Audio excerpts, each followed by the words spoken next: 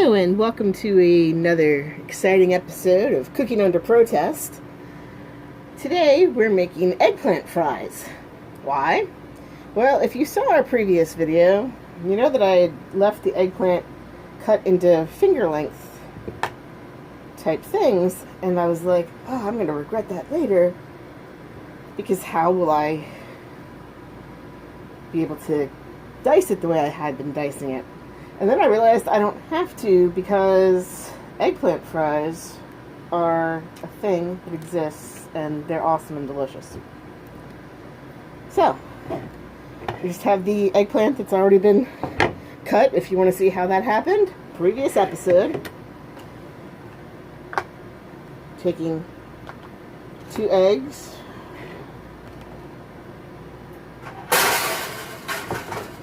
Let's put the shells in.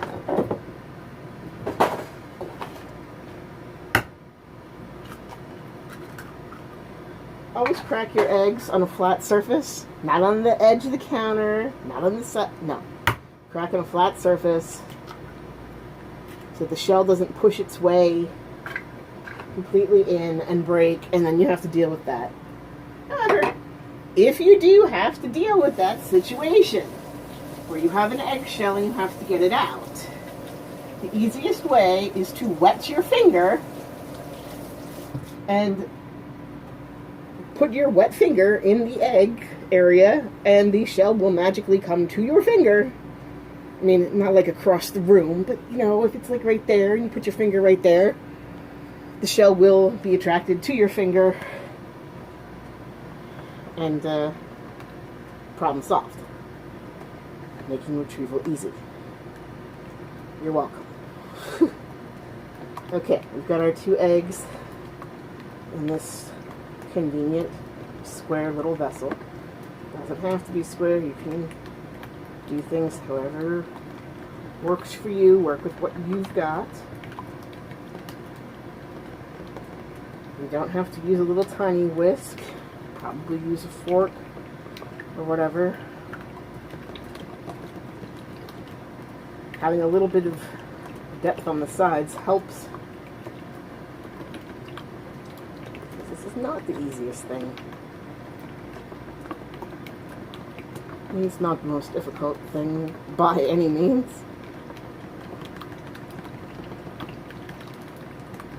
But it certainly requires more arm strength than I've probably actually got.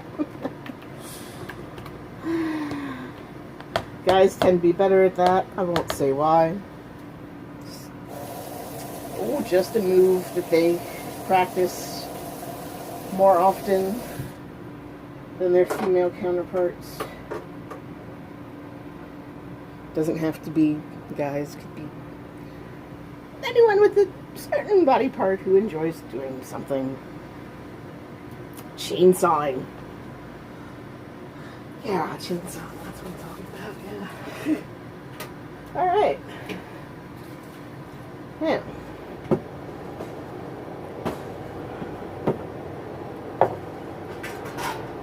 my toaster oven came with this drip tray. It's already attached to an oven rack. You could also use a baking sheet and put a regular wire rack, your regular cooling rack, inside of the baking sheet. Plenty of ways to do this. We're going with what I've got because that's what I keep telling you. Go with what you got. Just take the cooking spray, spray down the thing. I'm not really sure what you could use instead of cooking spray. Maybe butter. Some fat. I don't know, but the point is that you don't want your eggplant fries sticking to the rack. So, cooking spray works pretty well. Okay, now we're using some breadcrumbs in this other bowl.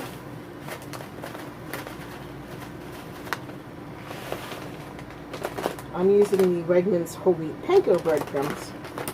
I particularly like panko breadcrumbs. It has a crunchier texture, and for some reason they don't seem to be as salty. for our nutrition. You see the sodium. Our sodium is 50 milligrams for a half a cup. I don't know what regular breadcrumb works out to be. I haven't used regular breadcrumbs in a really long time. Anyway, this is what the panko breadcrumbs look like. You want it to just lay flat on your vessel of choice. Square works great for this. We're adding a little bit of garlic powder with parsley. Use whatever garlic powder works for you. I suppose you could use actual garlic, but the recipe actually calls for garlic powder, so it calls for pepper, but as usual, I'm substituting this for pepper because I like it. By the way, our oven has been preheated to 425. Well, toaster oven, because I like using my toaster oven. It uses less electricity. And I'm speeding things along with Italian seasoning, which has margarine, thyme, rosemary, savory, sage, oregano, basil. I'm sure there's an Italian out there who knows the correct word that I just looked at. Look, it's first thing in the morning for me. My husband works third shift, and this is my morning. I haven't even had coffee yet, and I'm making eggplant fries and inviting you into my home to watch me make eggplant fries. You're welcome. Let's not mock me on my not knowing the name of a spice or an herb, whatever. Okay, this is going to be my wet hand. Wet hand, dry hand. Wet hand, dry hand. Yeah, I did the voices. Okay, the wet hand is for the egg wash. And we'll then whoop to the dry area. The dry hand will play with the breadcrumbs. Coat things. And I'll just set that over there. Wet hand. Dry hand.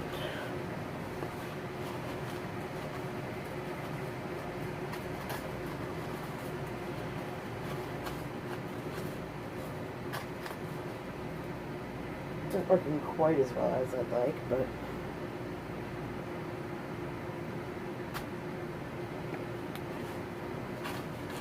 probably because the recipe's designed for actual regular, not so crispy, awesome breadcrumbs.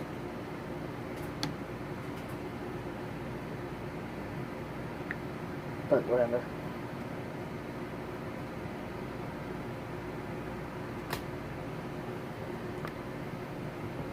It's not absolutely essential that you have wet hand and dry hand, but it will make it easier on you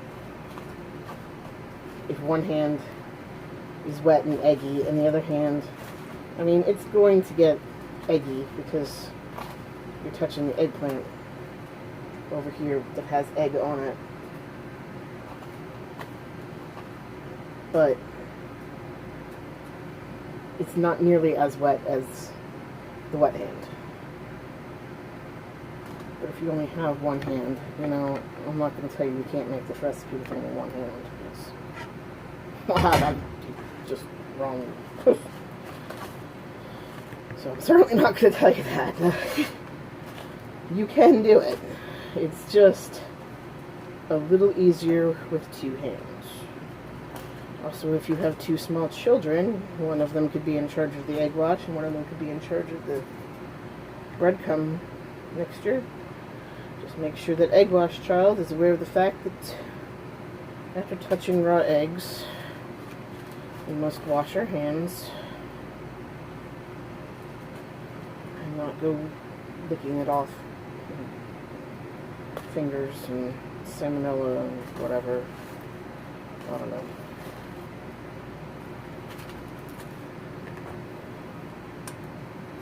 They tell you that raw eggs are bad, and then you see certain athletes drinking raw egg things.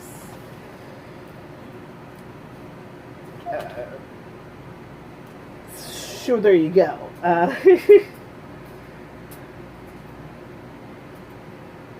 Yeah, some of the breadcrumbs are going to just fall right off into the mixture. And I just put my wet hand into it.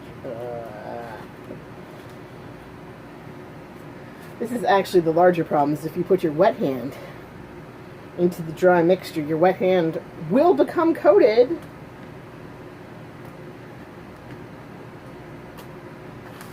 And then you're getting it into the egg. And that's actually the bigger problem, is because that's what makes it more difficult to deal with.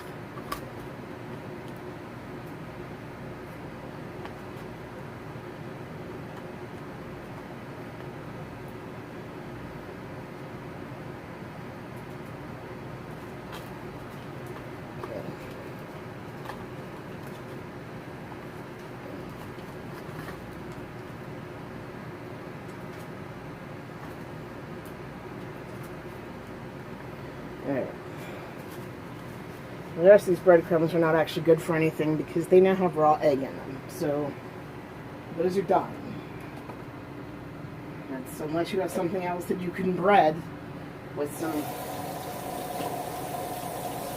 stuff. Those are done.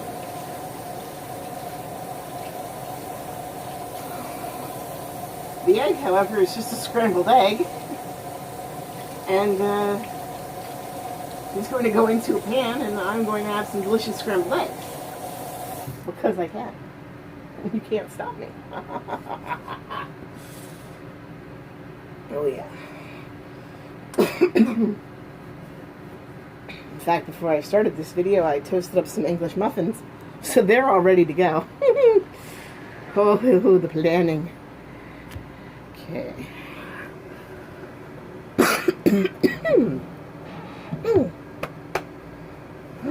Morning. Okay, so our eggplant, sliding right in. Yeah.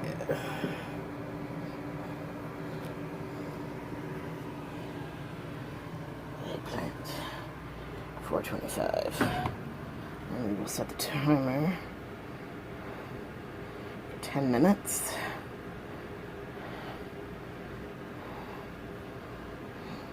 Good enough. Okay, and 10 minutes from now, I'll be having some eggplant fries. There's all kind of dips you can make to go with your eggplant fries. If they last that long, good for you. I love eggplant fries. Alright, so do the commenting, liking, and later this week, chicken and orzo. And we also have the pork chop and peaches in the crock pot. Let me know how you feel about that. Okay, take care and have a great day. Bye.